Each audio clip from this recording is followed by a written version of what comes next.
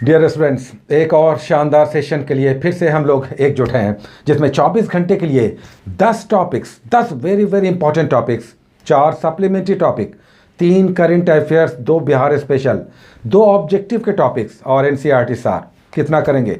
24 घंटे में इससे अधिक नहीं किया जा सकता। लेकिन अगर इतना आप एक महीने कर पाए तो आपके रिजल्ट पर इसका ज़रूर प्रभाव पड़ेगा। अच्छा, जिन लोग ये मानकर चल रहे हैं कि उनके रिजल्ट्स डेफिनेटली आएंगे, होपफुल सभी को होना चाहिए कि हमारा जो परफॉर्मेंस है वो बहुत अच्छा रहेगा, रिजल्ट आएगा। अगर आपके रिजल्ट्स आते हैं तो फिर आप मेंस देंगे। आज मेंस का एग्ज़ाम समाप्त हुआ है। पहला दिन था जनरल हिंदी और जीएस पेपर 1 हुआ है। जीएस पेपर 1 यूजुअली अच्छा रहता है, आज का भी बहुत अच्छा रहा। इसमें देखिए 1857 का महासंग्राम आया बिहार के संदर्भ में, वीर कुंवर सिंह के संदर्भ में। उसके बाद पाश्चात्य शिक्षा, वेस्टर्न एजुकेशन आ गया, पाल कला आ गया मोस्ट अवेटेड, और किसान आंदोलन आ गया, स्वामी सहजानंद सरस्वती। और फिर करंट अफेयर्स जिस पर सबकी नज़र रहती है, उसमें कोविड से ही 2 क्वेश्चंस आ गया, एक इंटरनेशनल पर्सपेक्टिव में और दूसरा आ गया नेशन के संदर्भ में, किस तरह से विस्थापन हुआ, अर्थव्यवस्था पर क्या प्रभाव पड़ा, राष्ट्रीय अंतर्राष्ट्रीय स्तर पर। कोविड से 2 क्वेश्चन आ गया और एक मिशन शक्ति था।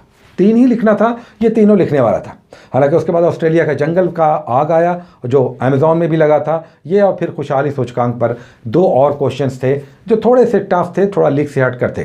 लेकिन 3 क्वेश्चंस कोविड पे और एक मिशन शक्ति पे लिखा जा सकता था। और फिर 2 क्वेश्चंस आपको उधर स्टैटिस्टिक्स में बनाना था। जिन लोगों ने स्टैट बनाया होगा उनका परफॉर्मेंस आज शानदार रहेगा।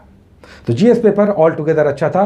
देखते हैं उसके बाद जीएस पेपर 2 कैसा आता है, उसके बारे में भी हम लोग बात करेंगे। चलिए, आज का शानदार सेशन हम लोग स्टार्ट ले रहे हैं, जो 24 घंटे के लिए आपको सांस लेने की फुर्सत नहीं देगा।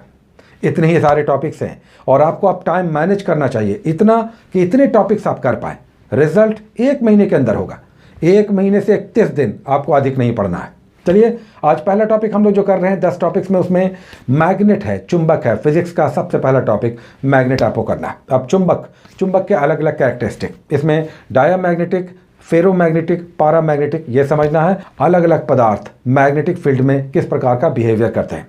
उसके बाद मैग्नेट पर ताप का क्या प्रभाव पड़ता है, अस्थायी चुंबक, अस्थायी चुंबक, ये सब करना चाहिए आपको। और साथ ही यूनिट आप जरूर करें। हम सदैव कहते हैं फिजिक्स जब भी आप कर रहे हैं तो इससे संबंधित यूनिट आप जरूर करें, इकाई, चूँकि इकाई पर 2-3 क्वेश्चंस आपके हो सकते हैं।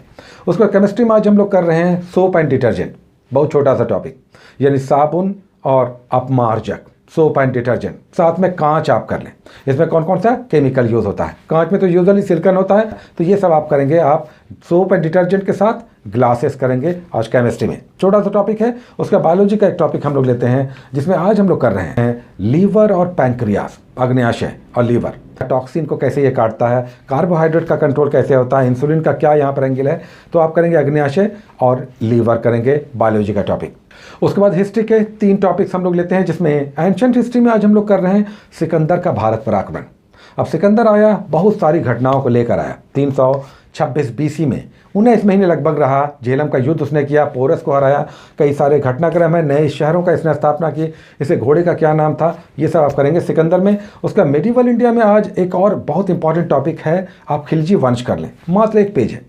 इसमें अलाउद्दीन खिलजी को अच्छे से करना है। उसके मॉडर्न इंडिया में आज हम लोग कर रहे हैं अंग्रेजी शासन के विरुद्ध कुछ प्रमुख विद्रोह, खासी विद्रोह, अहोम विद्रोह, फराइजी विद्रोह, पागलपंथी विद्रोह, ये सब महत्वपूर्ण विद्रोह करेंगे। एक जगह दिया हुआ है, अभी हम संदर्भ जो आपको दे रहे हैं पेज नंबर के साथ, वो है लूसेंट न्यू का।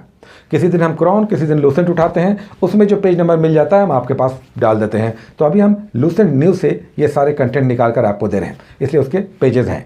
उसके बाद हम लोग 3 टॉपिक्स करते हैं, पॉलिटी, ज्योग्राफी और इकोनॉमी से। पॉलिटी में आज हम लोग कर रहे हैं मूल अधिकार यानी फंडामेंटल राइट्स, तो आर्टिकल 12 से लेकर आर्टिकल 35 तक कुछ महत्वपूर्ण फंडामेंटल राइट्स। इसमें एनसीईआरटी सार में बहुत अच्छा दिया हुआ है। आप पॉलिटी का उसका सेगमेंट उठा रहे हैं, 3-4 पेजेस के बाद आपको मूल अधिकार पर बहुत अच्छा वहाँ पर कलेक्शन दिया हुआ है। विदेशी, देशी, मूल अधिकार के अलग अलग सेगमेंट उसमें आप भी कर सकते हैं। लूसेंट में भी अच्छा दिया हुआ है, क्रॉन में भी है। उसके बाद ज्योग्राफी में आज हम लोग कर रहे हैं एक महादेश। अभी सारे महादेश 3-4-5 हम लोग कर लेंगे, जो बहुत इंपॉर्टेंट है। अफ्रीका महादेश कर रहे हैं, इसका हाईएस्ट पीक, इसकी प्रमुख नदी, इसकी जलधाराएं, सारे डिटेल्स आप करेंगे। अफ्रीका महादेश में एक कॉन्टिनेंट है ज्योग्राफी में। उसके बाद इकोनॉमी में आज हम लोग कर रहे हैं राष्ट्रीय आय, नेशनल इनकम। डेप्थ में नहीं जाना है, इसमें लूसेंट में बहुत बड़ा टॉपिक कर दिया है। आप 2 पेजेस कर लें केवल। राष्ट्रीय आय सबसे पहले दादा भाई नौरोजी ने निकाला, उसके बाद अलग अलग उसके एस्पेक्ट। यहाँ पर क्राउन भी संभव हो तो साथ में पढ़ लें तो आपका पूरा हो जाएगा। नेशनल इनकम करना है इकोनॉमी में। उसके बाद एक जीके का टॉपिक हम लोग लेते हैं, जिसमें आज हम लोग कर रहे हैं अंतर्राष्ट्रीय संगठन, इंटरनेशनल ऑर्गेनाइजेशन, जैसे WHO है, WTO है, ILO है, UNO है, इनका हेडक्वार्टर, इनके स्थापना का वर्ष, इनके डिटेल्स आप करेंगे अंतर्राष्ट्रीय संगठन में। 10 टॉपिक्स हो गया। 4 अब सप्लीमेंट्री टॉपिक्स हम लोग करते हैं, छोटे छोटे टॉपिक्स, जिसके लिए हम पेज नंबर आपको नहीं देते हैं, इसका लिखते भी नहीं हैं, केवल हम बोल देते हैं। जिन्हें करना है वो कर लें, चूँकि ये बहुत इंपॉर्टेंट है। जिसमें सबसे पहले हम लोग लेते हैं एक गवर्नर जनरल। तो आपने किया इससे पहले कॉर्नवालिस कर लिया, वॉरेन हेस्टिंग्स कर लिया। अब नेक्स्ट है जॉन शोर का है, 1793 से लेकर 1798। लेकिन इसके समय कोई बड़ा घटनाक्रम नहीं है, इसने अहस्तक्षेप की नीति अपनाई। केवल इतना आप याद रखें जॉन शोर के बारे में। उसके बाद 1798 से लेकर 1805 के बीच बहुत इंपॉर्टेंट है वेलेस्ली का काल, जिसने सबसे महत्वपूर्ण सहायक संधि चलाई, सब्सिडियरी अलायंस, और अपने नियंत्रण में ले लिया देसी राज्यों को, नवाबों को, सरदारों को। तो सहायक संधि जो हैदराबाद के निज़ाम ने सबसे पहले किया 1798 में। उसके बाद अलग अलग एंगल्स हैं, आप करेंगे आज लॉर्ड वेलेस्ली। उसके बाद एक राज्य हम लोग लेते हैं जो हम लोगों ने केरल के बाद तमिलनाडु लिया, आज आंध्र प्रदेश करेंगे। तो कोस्टल स्टेट है, बहुत महत्वपूर्ण है, श्रीहरिकोटा भी आंध्र प्रदेश में ही है। सारी डिटेल्स आप करेंगे, यहाँ के कल्चर, यहाँ के हाईलैंड्स, यहाँ की नदियाँ, यहाँ का नेशनल हाईवे, यहाँ के कुछ प्रमुख नेता लीडर्स जिन्होंने राष्ट्रीय आंदोलन में महत्वपूर्ण भूमिका निभाई। बहुत सारा कुछ है करने को आंध्र प्रदेश में, एक राज्य। अगर कहीं समझ में नहीं आता है आप विकीपीडिया पे चले जाएं, आंध्र प्रदेश टाइप करें, डिटेल्स आ जाएगा। उसके बाद हम लोग करते हैं बिहार की एक नदी। अभी हम लोग उत्तरी भारत की नदियां कर रहे हैं और दाएं से बाईं की ओर बढ़ रहे हैं। आज हम लोग कर रहे हैं कमला नदी, जिसे कमला बलान भी संयुक्त रूप से कहते हैं। कमला नदी नेपाल से निकलती है और फिर जाकर कोसी में या फिर बागमती में अलग अलग धाराओं में बढ़कर वहाँ समाहित हो जाती है, तिरोहित हो जाती है। बागमती करें किन किन जिलों से होकर गुजरती है, इसके कुछ महत्वपूर्ण विशेषताएं आप अगेन हम कहेंगे विकीपीडिया पे जा सकते हैं। और उसके बाद हम लोग करते हैं एक व्यक्तित्व जो आज है बैकुंठ शुक्ल। अभी हम वैसे छोटे छोटे कुछ कम लोकप्रिय नेताओं को उठा रहे हैं जानकर। जैसे जैसे समय नज़दीक आएगा, बड़े बड़े जो लोकप्रिय नेता हैं जिन्होंने बहुत महत्वपूर्ण भूमिका आई राष्ट्रीय आंदोलन में, उन्हें भी हम उठाएंगे ताकि वो याद रहें। तो अभी हम लोग 30, 32, 35 ऐसे महत्वपूर्ण नेताओं को हम लोग कर लेंगे जिन पर क्वेश्चंस दिखते हैं। बैकुंठ शुक्ल आज हम लोग कर रहे हैं, हिंदुस्तान सोशलिस्ट रिपब्लिकन आर्मी से जुड़े हुए थे। इन्होंने हत्या की थी किसकी? जो असेंबली बम कांड हुआ, भगत सिंह और राजगुरु जैसे लोगों को इन्होंने सरकारी गवाह बनकर फांसी के फंदे तक पहुंचाया। कारण थे यही फणींद्रनाथ घोष, इनकी हत्या इन्होंने की थी बैकुंठ शुक्ल ने। तो इनके बारे में छोटा सा डिटेल्स आप ले लें, चूँकि नाम जब आएगा बैकुंठ शुक्ल तो आपके ध्यान में रहना चाहिए कि ये किससे संबंधित है। तो ये इसी कारण से जाने जाते हैं, और भी इनके कई सारे घटनाक्रम हैं लेकिन ये मेन है। तो ये हो गया 4 सप्लीमेंट्री, ऐसा जिसके बारे में हम लिखेंगे नहीं, केवल हम बोल देते हैं। उसके बाद हम लोग करंट अफेयर्स के 3 मैगजीन्स कर रहे हैं और बिहार के 2 मैगजीन। सबसे पहले हम लोग स्पीडी का उठाते हैं। ये स्पीडी 2 नवंबर तक का है, सबसे लेटेस्ट है अभी जो मार्केट में आया हुआ है। इसमें हम लोग कुछ पेजेस कर रहे हैं, जिसमें आज हम लोग कर रहे हैं पेज नंबर 16 से लेकर 21। बहुत महत्वपूर्ण कलेक्शन यहाँ पर है और लास्ट में इसमें डेट वाइज भी दिया हुआ है, तो इसे करना ही करना है और इससे बहुत अच्छे क्वेश्चंस आपको दिखाई देंगे। तो 16 से लेकर 21 5 पेजेस आप करेंगे इसे स्पीडी से। उसके बाद प्लेटफॉर्म से हम लोग ये वाला प्लेटफॉर्म करते हैं, 27 अक्टूबर तक का इसमें अपडेट है। आज हम लोग कर रहे हैं पेज नंबर 16 से लेकर 25। थोड़ा पेजेस बढ़ गया है, कारण यह है कि इसमें बीच में कई पेजेस केवल दिवस हैं, कुछ महीनों के दिवस। यहाँ पर आपको 1 महीने का दिवस एवरीडे लेकर करना चाहिए, जनवरी से लेकर दिसंबर तक कुछ अंतर्राष्ट्रीय राष्ट्रीय दिवस। तो ये बीच में आ गया है 4-5 पेजेस, इसलिए पेज बढ़ गया है। इसमें 16-17 नंबर पेज पे आप आएंगे, जो स्टार्ट लेंगे आप, तो यहाँ पर महत्वपूर्ण दिवस जो अंतर्राष्ट्रीय दिवस मनाए गए उसका थीम क्या था वो यहाँ पे दिया हुआ है। जैसे अंतर्राष्ट्रीय महिला दिवस या जैव विविधता दिवस, इसका थीम क्या था, इस पर क्वेश्चन आता है। और फिर लास्ट में आप पेज नंबर 25 पे जाएंगे तो यहाँ पर सैन्य अभ्यास है, युद्धाभ्यास है।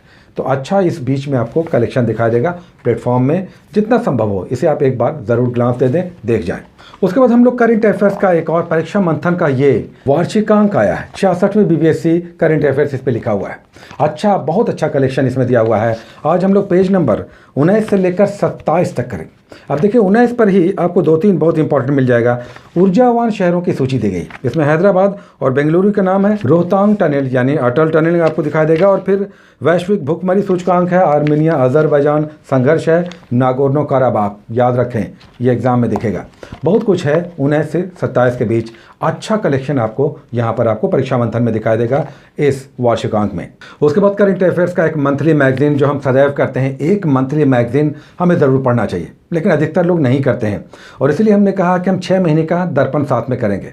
अभी हम लोग ले रहे हैं ये दिसंबर मंथ का पीडी हम लोग कर रहे हैं। तीसरा सेगमेंट है आज, आर्थिकी है, इकोनॉमिक परिदृश्य है। इसमें बहुत इंपॉर्टेंट इसमें कलेक्शन है और एग्ज़ाम फ्रेंडली है। 1-2 क्वेश्चन यहाँ से ज़रूर दिखाई देगा, ऐसी मेरी आशा है। जिसमें पहला ही देखिए आरबीआई की मौद्रिक नीति है, इस पर एक क्वेश्चन तो बनता ही बनता है और ये अभी सबसे लेटेस्ट है। ये 9 अक्टूबर तक की मौद्रिक नीति है, मॉनेटरी पॉलिसी है। इसमें CRR, SLR, repo rate, reverse repo, ये सबसे एक क्वेश्चन रहेगा ही रहेगा। ये आपको करना है, 9 अक्टूबर तक का लेटेस्ट है। और फिर उसके बाद चीनी का उत्पादन है, उसके बाद विदेशी निवेश है। इकोनॉमी पॉइंट ऑफ व्यू से ये बड़ा ही अच्छा और इम्पॉर्टेंट सेशन होगा इकोनॉमी का। आप इसे अब ज़रूर करें अगर आपने इसे लिया है। और उसके बाद आगे बढ़ने से पहले फिर से आपका रिमाइंडर कि आपको NCERT सार से एक पेज, हर सब्जेक्ट का एक पेज, 11 सब्जेक्ट्स हैं, आपको डेली करना है। चलिए अब हम लोग 2 ऑब्जेक्टिव करते हैं, लूसेंट से 2 टॉपिक लेते हैं। आज हम चुंबक हम लोगों ने लिया है टॉपिक में, उधर फिजिक्स में, तो उसका ही ऑब्जेक्टिव हम लोग यहाँ पे कर लेते हैं। बहुत अच्छा कंसोलिडेशन होगा। चुंबक टॉपिक, मैग्नेटिज्म आपका यहाँ पर कंसोलिडेट हो जाएगा। और दूसरा टॉपिक आज एनवायरमेंटल साइंस का है, बायोलॉजी से रिलेटेड है। इसमें आप प्रदूषण करेंगे, प्रदूषण यानी पॉल्यूशन। ये 2 हो गया ऑब्जेक्टिव लूसेंट से। तो ये सब आप करें 24 घंटे के अंदर, प्रश्न नहीं उठता है। 1 महीने इसे आप कर देखें। Take care.